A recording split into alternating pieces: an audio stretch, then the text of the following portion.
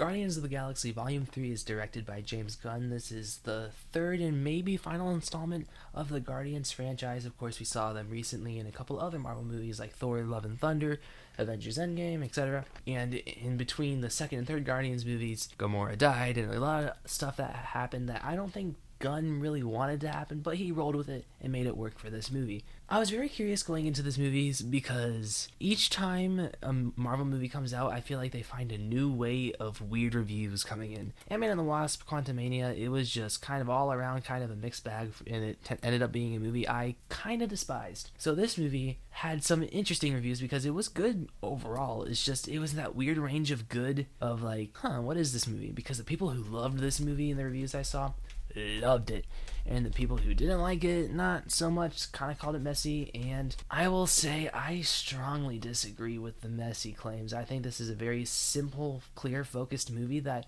has some back and forth with some rocket stuff, but to hammer home the point of the movie and the emotion, it all worked very well. I really enjoyed this movie. I would say I like this more than Volume 2. I'm not sure how it compares to Volume 1. That would take a couple more rewatches for me to legitimately say which one I prefer. Right now I'm going to say I prefer Volume 1 just because I will admit I have the higher score for Volume 1, but although I still really liked this movie. And what I liked about this movie so much, it just reminded me of how I felt watching the first Guardians of the Galaxy. When I was watching the first Guardians of the Galaxy when I was 10 years old, I just felt like I was watching magic. I had so much fun, I didn't want the movie to be over, and nowadays when I watch Marvel movies, maybe it's because I've grown old and nitpicky, but I just find myself saying, this isn't what I want out of a Marvel movie. Why am I not clicking with it anymore? This movie reminded me of why I clicked with it. Because this just knows how to be a movie. It knows how to grasp an audience and make you not want to let go. It knows how to tug at your heartstrings, but it also knows how to be really cool, comedic. It just brings out all that you want from a movie-going experience, and that's what the Guardians of the Galaxy is.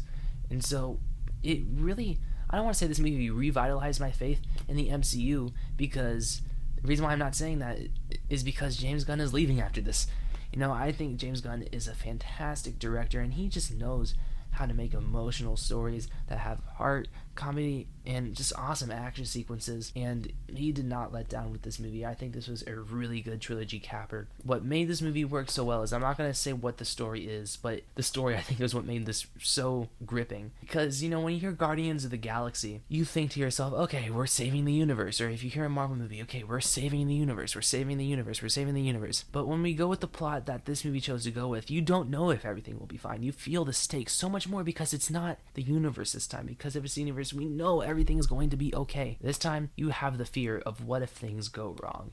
James Gunn tampers with that quite a bit. Maybe it does sometimes get a little manipulative with the way it portrays that. I don't know if manipulative is the word. I would say maybe heightened because of the topic that it's handling. And yes, people are saying that it's a super dark movie. It's really disturbing. I will say, for a Marvel movie, it is super dark and disturbing. For a actual movie, it's nothing crazy. There are really sad things here that'll make you probably emotional, make you really sad. It's not like, if this were any other movie by any other studio, it wouldn't have shocked the audience or the critics as much when it comes to this movie. Because this has that Marvel Studios logo on it is what makes it shocking. Because usually the MCU doesn't go for the dark side or doesn't show you the ugly stuff that you don't want to see. And most of that is linked to Rocket's backstory, which we do see quite a bit of. We cut through it throughout the entire movie.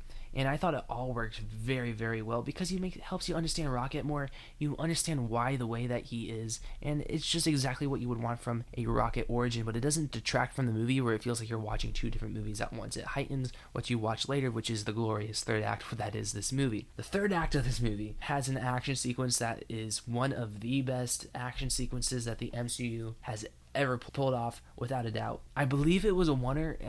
I think there was one moment or two where I thought it was pretty obvious where they cut, but they tried to give off the illusion of a one take, and it was without a doubt the coolest action sequence in any Guardians of the Galaxy movie. I'm not even kidding when I say this reached Winter Soldier level. I don't think it topped it. I don't think it topped the highway sequence in Winter Soldier. This was definitely one to remember when you think to yourself, what's a really good action sequence in the MCU? This one will be brought up for a long time because James Gunn directed the crap out of that sequence. The movie is 2.5 hours, and I never really felt the runtime. I thought it was perfectly paced. Nothing felt dragged out, overdone. The ending maybe could feel a little Return to the King like, but at the same time, it's not. I don't see where they could have cut anything. It's just you have so many characters here in this movie, and they want to close it out perfectly for each character. And so some of the characters, I love what they did, and some characters have me scratching my head about it. And the characters where it has me scratching my head about it, it's just I don't know how it will be handled in the future. Some of the characters I hope they just don't touch it, leave it the way it is, that the way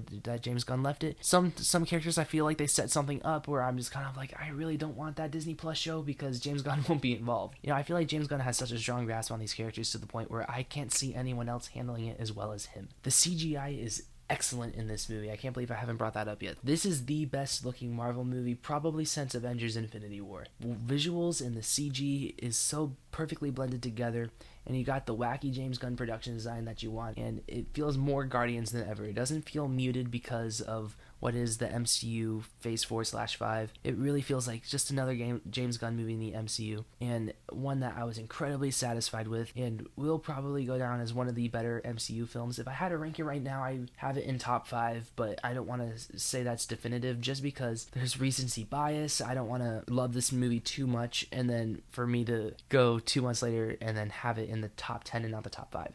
So we'll see. I'll just say based off initial reactions, I am very, very positive on this movie. If I did have to nitpick, there are some tonal changes here that between scenes that are a little jarring, and that's a very James Gunn thing that sometimes it works or it doesn't. There's many moments in this movie where I don't think it 100% landed. It's not like it was too much of a tonal shift. It was just one point in the movie I noticed is very noticeable when we're in a very serious and intense situation that's in the movie. It cuts to the Guardian ship flying around and the soundtrack is blasting. The soundtrack here is very good. I don't think I like it as much as the first two, but still another solid soundtrack from the Guardians of the Galaxy. But yeah, I'm gonna give Guardians of the Galaxy Volume 3 an 8.8 out of 10. Very, very satisfied with this movie. I'm curious what you guys thought in the comments, just because I feel like I feel like most people like this movie. It's just everyone has a different vary of how much they like it. So I'm curious to see where you guys land in the comment section, because I quite enjoyed the movie, and I think this is a Marvel movie to be remembered. And I hate to ask this, but I feel like this is maybe the last, if we keep on going down the road that we're going, this is possibly the last really great MCU movie that we ever get. I don't necessarily know what I'm looking forward to in the MCU after this. The Guardians was my group that I really cared about the most right now in the MCU. And now that James Gunn is done with it, I don't know,